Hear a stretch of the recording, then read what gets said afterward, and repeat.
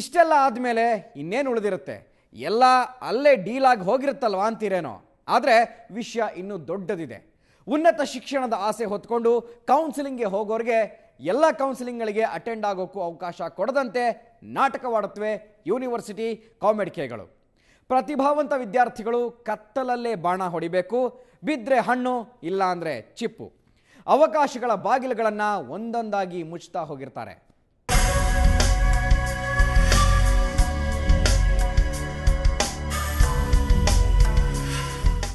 ದೇಶದಲ್ಲಿ ಒಂದು ವರ್ಷಕ್ಕೆ ಸಾವಿರಾರು ವಿದ್ಯಾರ್ಥಿಗಳು ವೈದ್ಯಕೀಯ ಶಿಕ್ಷಣದ ಆಸೆ ಹೊತ್ತು ಅರ್ಜಿ ಹಾಕ್ತಾರೆ, ಎಕ್ಸಾಮು ಬರೀತಾರೆ. ಆದರೆ ಎಲ್ಲರಿಗೂ ಅವರವರ ಇಷ್ಟಕ್ಕೆ ಅನುಗುಣವಾಗಿ ಸಬ್ಜೆಕ್ಟ್ ಸಿಕ್ಕೋದಿಲ್ಲ. ಒಂದು ಕೌನ್ಸೆಲಿಂಗ್ ಅಟೆಂಡ್ ಮಾಡಿ ಸೀಟ್ ಆಯ್ಕೆ ಮಾಡಿಕೊಂಡ್ರೆ ಮುಗೀತು. ಇನ್ನೊಂದು ಕೌನ್ಸೆಲಿಂಗ್ನಲ್ಲಿ ಅದೃಷ್ಟ ಪರೀಕ್ಷೆಗೂ ಅವಕಾಶ ಇರೋದಿಲ್ಲ. ನೀಟ್, ಕಾಮೆಡ್ಕೆ, ಮಣಿಪಾಲ್ ಅಕಾಡೆಮಿಯ ಮಾಹೆ, ಕರ್ನಾಟಕದ Rajiv Gandhi university counselling, JSS Mysuru, ಕೋಲಾರದ DUMC, DNB ಹೀಗೆ ಹಲವಾರು ಕೌನ್ಸೆಲಿಂಗ್ ನಡೆಯುತ್ತವೆ.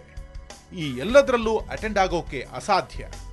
ಕಾರಣ, ಒಂದೋ ಎಕ್ಸಾಮ್ ಅದೇ ದಿನ ನಡೆಯುತ್ತೆ, ಇಲ್ಲ ಅಂದ್ರೆ ಕೌನ್ಸೆಲಿಂಗ್ ಒಂದೇ ದಿನ ನಡೆಯುತ್ತೆ. ಇಷ್ಟೆಲ್ಲದರ ಮಧ್ಯೆಯೂ ಸಿಕ್ಕ ಅವಕಾಶಗಳಲ್ಲಿಯೇ ಹೋಗೋಣ ಅಂದ್ರೆ ಅದೂ ಸಾಧ್ಯವಿಲ್ಲ. ಉದಾಹರಣೆಗೆ ಕಾಮೆಡ್ಕೆ.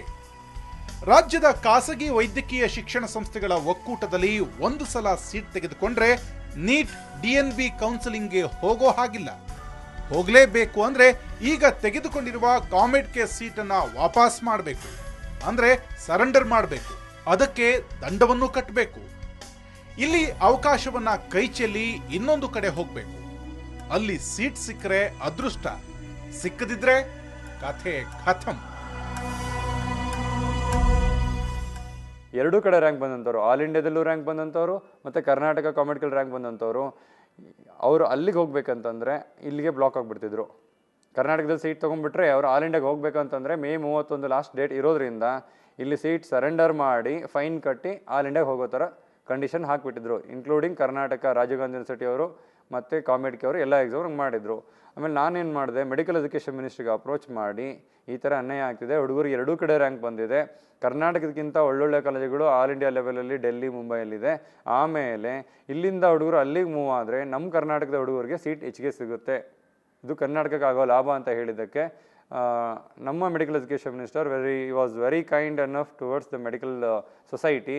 ಅವ್ರು ಇಮಿಡಿಯೇಟಾಗಿ ಆರ್ಡರ್ ಪಾಸ್ ಮಾಡಿದರು. ಹುಡುಗರಿಗೆ 2 ಲಕ್ಷ ಅಲ್ಲಿ ರ್ಯಾಂಕ್ ಬಂದಿದ್ರೆ without surrendering the seat fine ಕೊಡ್ದಂಗೆ ನೀವು ಹೋಗ್ಬಿಟ್ಟು ಆಲ್ ಇಂಡಿಯಾ ಲೆವೆಲಲ್ಲಿ ಸೀಟ್ ತೊಗೋಬೋದು ಅಂತ ಮಾಡಿದರು. ಹೌದು, ಈ ಬಗ್ಗೆ ಖುದ್ದು ವೈದ್ಯಕೀಯ ಶಿಕ್ಷಣ ಸಚಿವರೇ ಆದೇಶ ಹೊರಡಿಸಿದ್ದಾರೆ. ಆ ಆದೇಶದ ಪ್ರಕಾರ ಸೀಟ್ ಸರೆಂಡರ್ ಮಾಡದೇ ಇನ್ನೊಂದು ಕೌನ್ಸಿಲಿಂಗ್ಗೆ ಹೋಗಬಹುದು. ಅಲ್ಲಿ ಸೀಟ್ ಸಿಕ್ಕರೆ ಇಲ್ಲಿ ಈಗಾಗಲೇ ಸಿಕ್ಕಿರುವ ಸೀಟನ್ನ ಬಿಟ್ಟುಕೊಡಬಹುದು. ಇನ್ನೊಂದು ಕೌನ್ಸಿಲಿಂಗ್ಗೆ ಹೋಗಬೇಕು ಅಂದ್ರೆ ಸೀಟ್ ಸರೆಂಡರ್ ಮಾಡಲೇಬೇಕಿತ್ತು. ಒರಿಜಿನಲ್ ಮಾರ್ಕ್ಸ್ ಕಾರ್ಡ್ಗಳು ಮತ್ತಿತರ ಮೂಲ ದಾಖಲೆಗಳನ್ನ ಕೊಡುತ್ತಲೇ ಇರಲಿಲ್ಲ. ದಂಡನೂ ಕಟ್ಟಬೇಕಿತ್ತು. ಅದೆಲ್ಲಕ್ಕೂ ಆಗ ಬ್ರೇಕ್ ಬಿತ್ತು. ಇದಾದ ಮೇಲೆ ಎಲ್ಲವೂ ಸರಿ ಹೋಯ್ತಾ? No chance.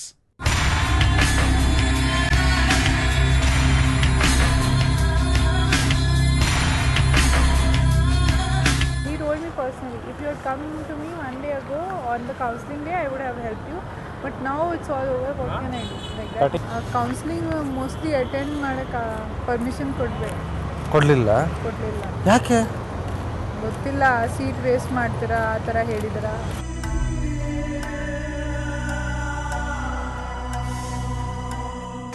ಇದು ಇನ್ನೊಂದು ಕಡೆ ಕೌನ್ಸಿಲಿಂಗ್ಗೆ ಹೋಗೋಕೆ ಸಚಿವರು ಆದೇಶ ಕೊಟ್ಟ ನಂತರ ಆದ ಕಥೆ. ಕೊಡ್ತೀವಿ ಅಂತಾರೆ, ಕೊಡೋದಿಲ್ಲ.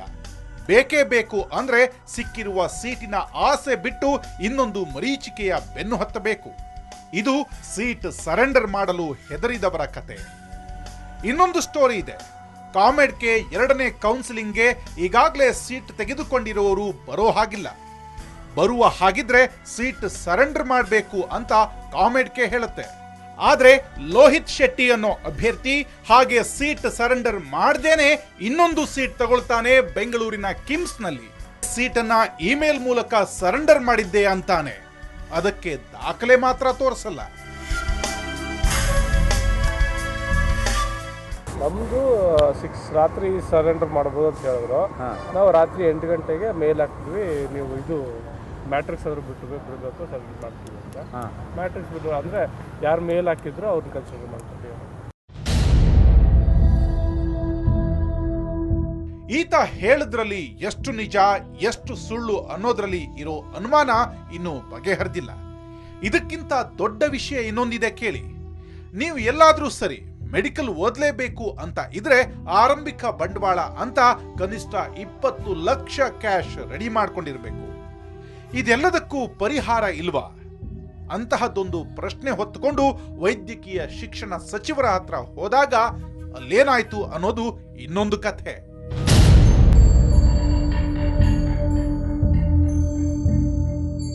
ಇನ್ನು ಮುಂದೆ ನಮ್ಮ ರಹಸ್ಯ ಕ್ಯಾಮೆರಾದಲ್ಲಿ ವೈದ್ಯಕೀಯ ಶಿಕ್ಷಣ ಸಚಿವರು ಕಾಣಿಸ್ಕೊಳ್ತಾರೆ. ಇಷ್ಟೆಲ್ಲ ಅವಾಂತರಗಳು ಅವರ ಗಮನಕ್ಕೆ ಬಂದರೂ ಕೂಡ ಅವರು ಮಾಡಿದ್ದೇನು? Everything is displayed in the Comet website while the counseling going on, but these people are not ready to display. Like this, every second by second counseling ಆಗ್ತಾ ಇರೋವಾಗಲೇ ಡಿಸ್ಪ್ಲೇ ಆಗುತ್ತೆ, ಇವರು ಕೂಡ ರೆಡಿ ಇಲ್ಲ.